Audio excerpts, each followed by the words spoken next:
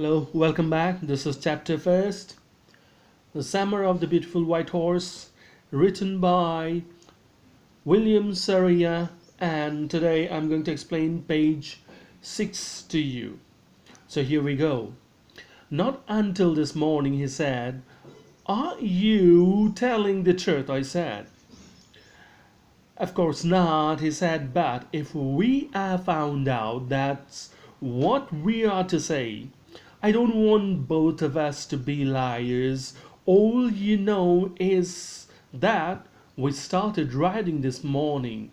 Okay, so when the author asks Murad how long ago he started riding the horse every morning, because it was very much clear from his attitude, the way he handled the horse, that he had been using it for quite some time. So he asked him how long had he been using it every morning, and he said not until this morning.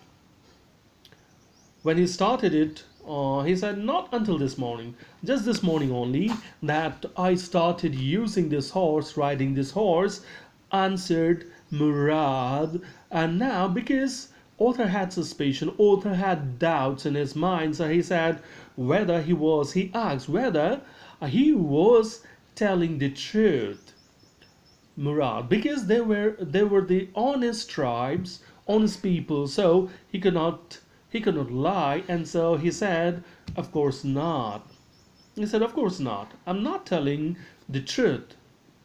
But he said, but this is something that will save us in case we are spotted, we are found out by any villager with the horse. So in that case, we're going to narrate, we're going to tell the same thing. Both of us will say the same thing. And if both of us go in a different narrative, say different stories, give them different information, not the same information, in that case, our lies would be detected and would be caught. So if we are spotted, we'll have to share the same information. All right, I said. And then the author said, all right.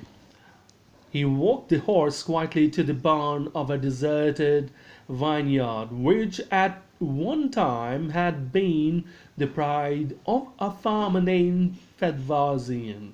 So after that, he walked the horse. He took the horse to the barn, to a storeroom or storehouse of grains. So there he took the horse, and he took the horse not riding on his back, but simply walking. All of them were walking to Fedvazian, that farmland, that field belonged to Fedvazian, and once he was very proud of his field, of his the produce, the things that the field would produce. That is, once this land was very productive land, and gave nice crops. So he took him there. There were some oats and dry alfalfa in the barn. So since it was a storehouse for grain, so there were some oats. Oats were there inside that barn, and besides that, there were some dry alfalfa, dry leaves of alfalfa plant.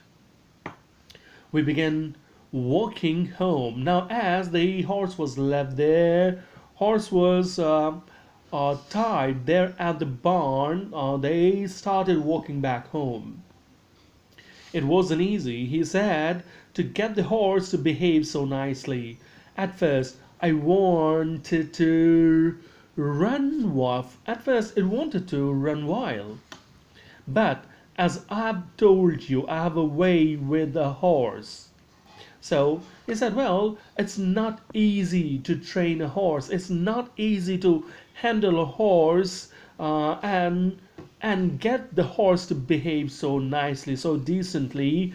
And at first, it always wanted, all the horses When a horse when finds a strange rider, a new rider, would not like to follow his instructions, so would try to run wild, would try to go the way it it pleased.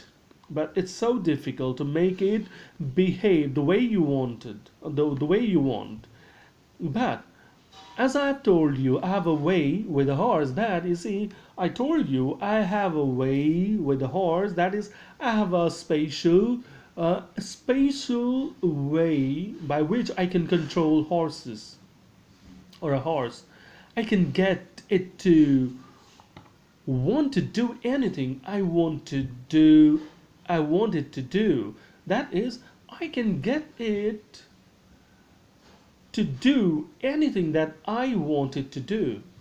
Horses understand me. And he said, Murad proudly said, horses understand me. They understand my language, they understand my instructions and my signs and all. How do you do it? I said. I have an understanding with a horse. He said, yes, but what sort of understanding? I said. He said, well, the author wanted to know in what way he managed all these things, or how he manages all the things, how he handles a horse. He said, you know, I told you I have certain kind of understanding with a horse. And the author wanted to know. He was curious. Uh, he was very interested to know the secret of handling a horse. A simple and honest one, he said. It's nothing but very simple and very honest one. Well, I said, I wish I knew how to reach an understanding like that with a horse.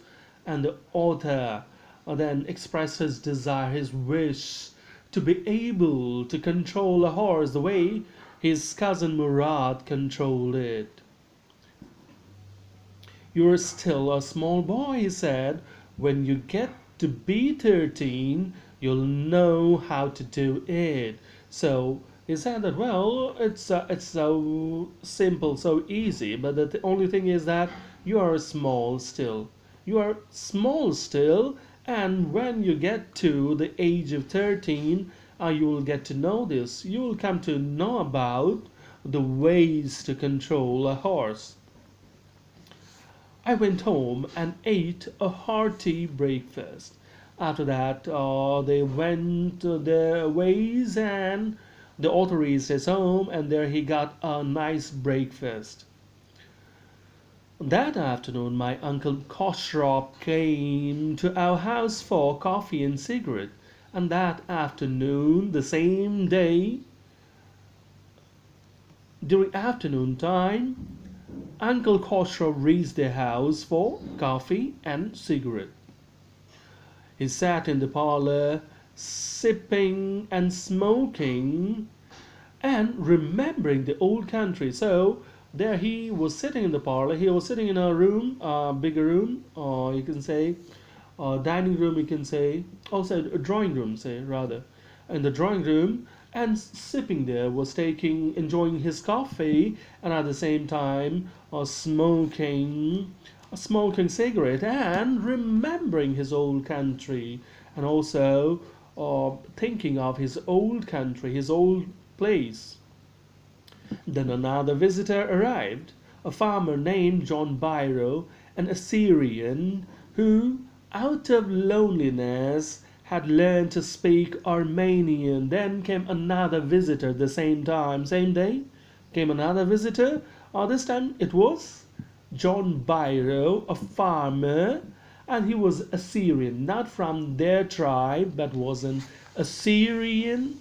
But since he was the single member of that community or that tribe, say, so he had established good relation with the author's family and some other members of their tribe.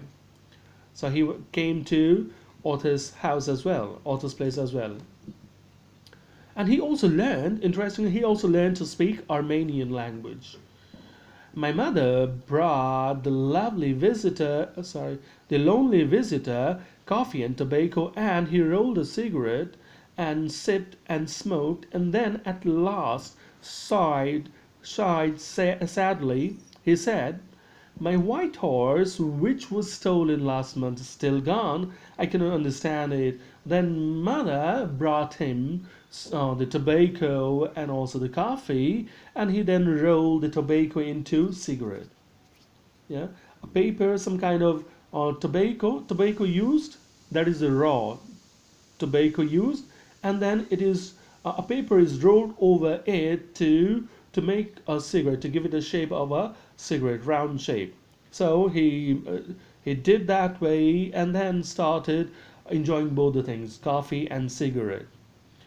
And then after that, as he started taking the things, sadly, very sadly, I say he took a deep breath, and there was some kind of you can say grief there, some kind of sorrow there as he took the deep breath, and said that, well, my white horse, he had a white horse, and he informed the family that his white horse was lost, or say had been missing for a month now. And this is quite a strange thing, since the place was dominated mostly by the Garagulanian tribe, people of Garagulanian tribe, and they were known for their honesty and truth. So, in such a situation where the people were all honest, imagining that someone would steal a horse was something unbelievable, something that cannot be thought about even. So he said, I cannot understand where the horse has gone. My uncle Khosrow became very irritated and shouted, "It's no harm. What is the loss of a horse? Haven't we all lost the homeland?" Uncle Khosrow, as always, very agitated. So he got agitated since he was disturbed in his smoking and is enjoying the coffee. So he got agitated, annoyed, and he shouted the same way, "No harm. Pay no attention to it. What is the loss of a horse before the loss of a homeland? We have all lost our homeland." That is, the tribe had lost their homeland. They now settled at a different place, not the same place. They had lost their homeland for some reason or other. So he said, "What is the loss of a horse before the loss of homeland? What is this crying over a horse? Why do you cry over a horse? And that may be all right for you, a city dweller, to say," John Byro said, "but what of my saray? What good is a saray without a horse?" He said, "Well, for a city dweller, for a person who lives in a city, for him it doesn't make it makes no difference. It doesn't make any difference. But for a villager like me, it's everything. A horse is everything." And that he had a surrey, that is, he had a cart too. Okay, so he drew a horse cart, say. So he said, "What is the use of a surrey without a horse? If there is no horse, what is the use of the cart? Pay no attention to it." My uncle Khosrow roared. "I walked 10 miles to get here," John Byro said. You have legs," my uncle Khosrow shouted. He said, "Well, pay no attention to it." Uncle Khosrow again roared, "Pay no attention to it."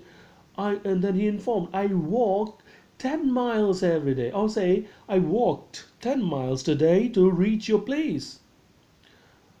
Khosrow again answered him. Logical answer he provided. He said, "Well, you have legs, so it matters not. You have legs, so you can walk 10 miles, 20 miles as you please." So this is the explanation of the chapter. Thank you.